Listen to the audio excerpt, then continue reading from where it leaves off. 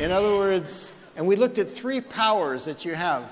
The power of going to the balcony to focus on interests, the power of having a good alternative, a good BATNA to protect your interests, and the power of listening to connect with the other side's interests. So you protect and connect. Now let's take a look at those same 3 elements of a negotiation, but at the table, when you're negotiating with the other side. So again, first we start with interests. And the challenge is, how do you negotiate interests? Because it's almost as if you're negotiating here on a stage, and there's a spotlight. And the spotlight can be here on interests, or it can be over here where it usually is on positions, you know? And we negotiate from positions. We name a price, they name a price, we take a position, they take a position. And the common tendency in negotiation is you assert your position, and you reject the other side's position. And the result is, what happens when you reject their position? They usually dig more into their position. And so the spotlight remains over here on positions, when we would like to move that spotlight over here to, what do people really need? What are their interests? What are some creative possibilities, some creative options? What are fair ways of resolving this? And this power to move the spotlight is one of the greatest powers that we have in negotiation. And it's the power to reframe. It's the power to redirect attention. Successful negotiators listen. They also ask good questions. Negotiation isn't just about talking, it's about listening, but it's also about asking good questions, questions that might be considered problem-solving questions.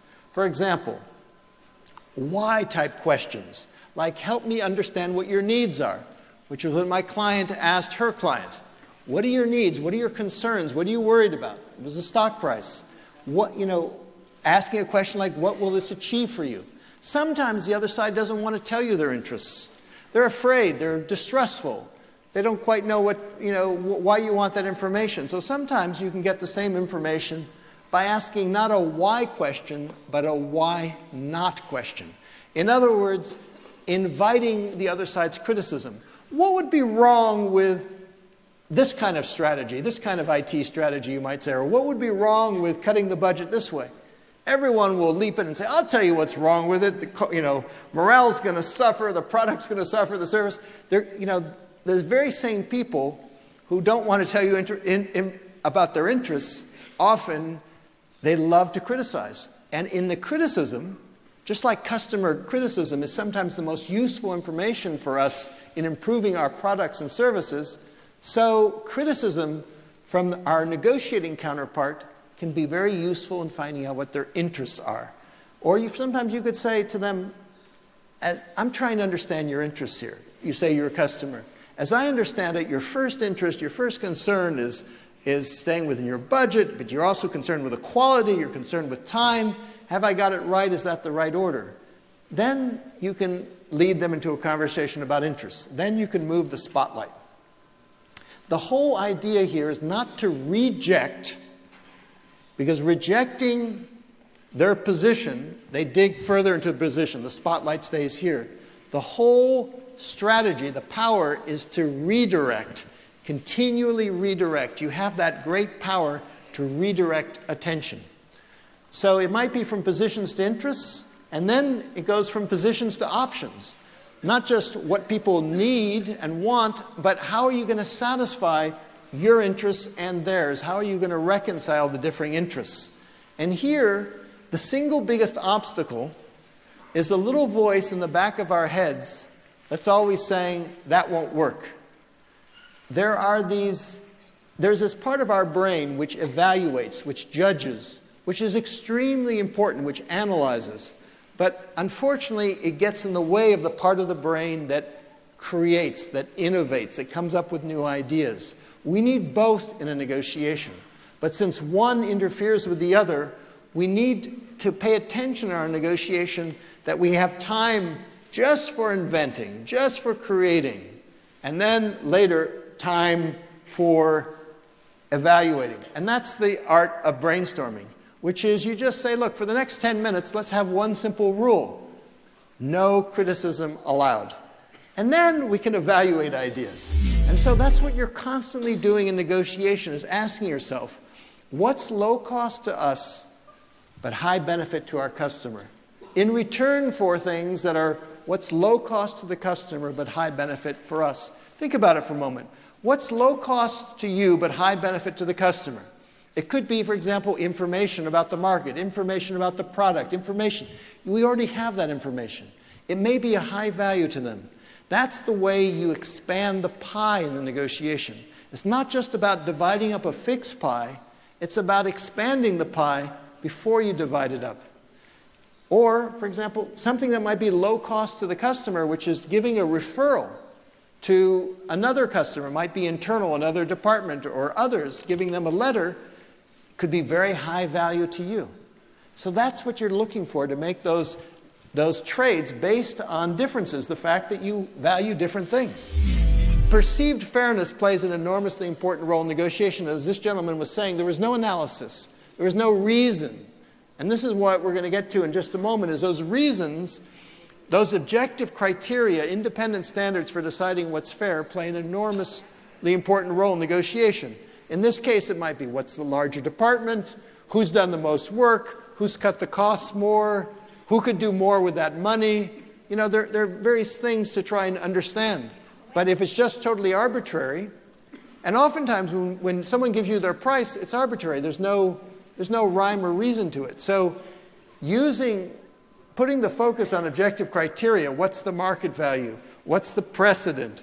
What's the law say? What's reciprocity? What's the high-cost solution or low-cost solution? What's efficient? What's equal treatment? There are a lot of standards, but what they do, those criteria play an enormously important role in negotiation of allowing, instead of you just giving in to the other side, and it doesn't feel fair, it allows you to feel like, okay, we arrived at something that's fair. It's easier for you to accept, but it's also easier for you to sell to your own internal table, because when you go back and explain to your employees, why did you take less? They're going to criticize you, and they're going to say, why?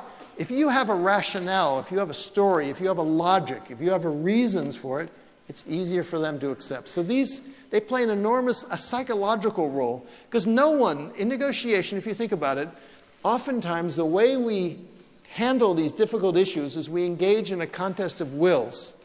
You know, you start to hear the language of will. I will not pay 1 real more. I will not accept 1 real less. And then suddenly, a problem that could be solved is more of an issue of your ego, or your honor, or your organizational honor, or your organizational ego. And so what you see is situations that are tried to resolve just on the basis of will alone. They often are very costly. Both sides try to outweigh the other. Time drags on. No one is wanting to give in. In the end, maybe one person or one side has to give in. Let there be some silence. Sometimes people don't know how to answer a question. In the West, we tend to be uncomfortable with silence.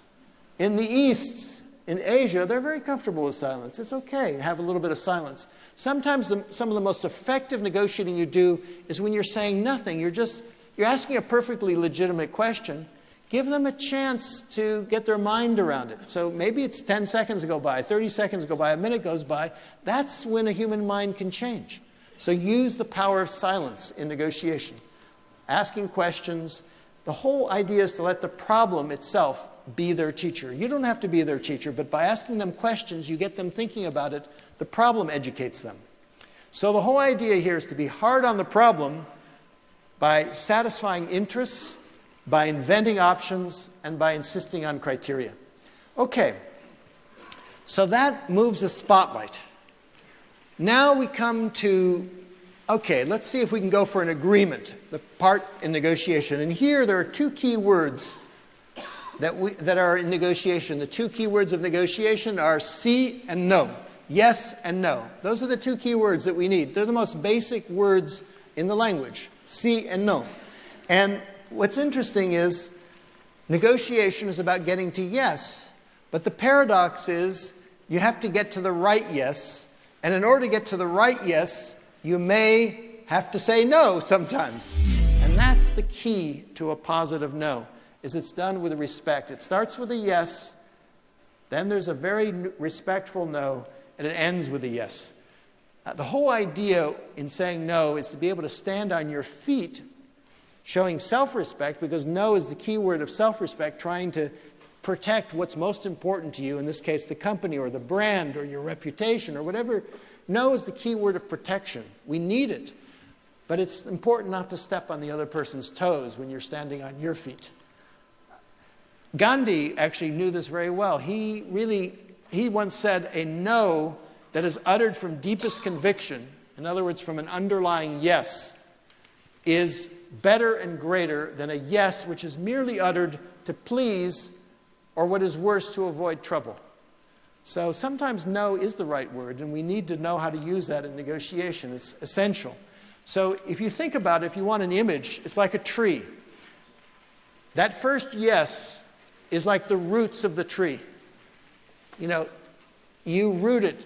You know, for the sake of, for example, let's imagine you're telling your boss says, can you work this weekend? And you say, I have an important family commitment. My daughter, my son has, I don't know, a birthday party or whatever it is. I can't work this weekend. So you explain your yes, so I can't work this weekend.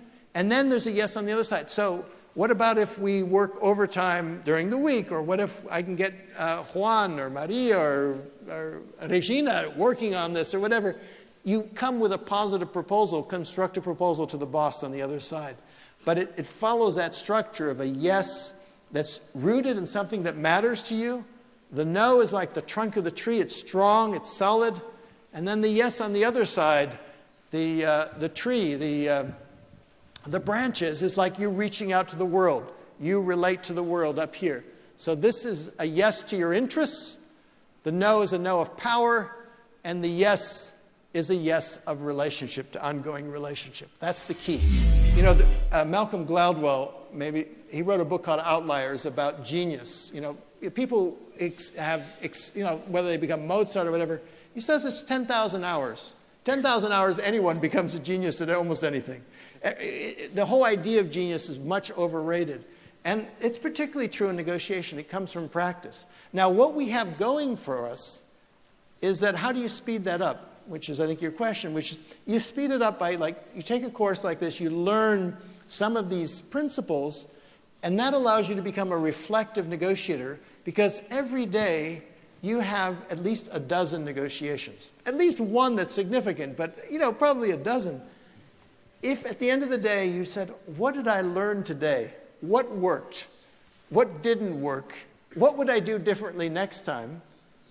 Then the next day you have more experience, more practice. You can get your 10,000 hours very fast. And in a family business, pure negotiation. Family business, too, as I mentioned earlier, it can be the most challenging because it marries all the difficulties of running a business with all the difficulties of having a family. All the emotional dynamics of a family. Who did mother and father prefer? All that children rivalries and everything. It can paralyze. I see it because I work with family businesses sometimes, and I can see it paralyze huge corporations. Billions of dollars are at stake because the brothers and the sons, or the daughters, or the mothers for that matter, they're still repeating stories from childhood. So it's great that you're here, but it's just the beginning, and it takes those psychological. For psychological problems, you have to deal with psychological responses. Listening, for example, respect is enormously important. Apology for dealing with family wounds, and then staying hard on the problem. Okay, what's the best way to deal with this? But I'd say personally, I would say anyone can become a good negotiator.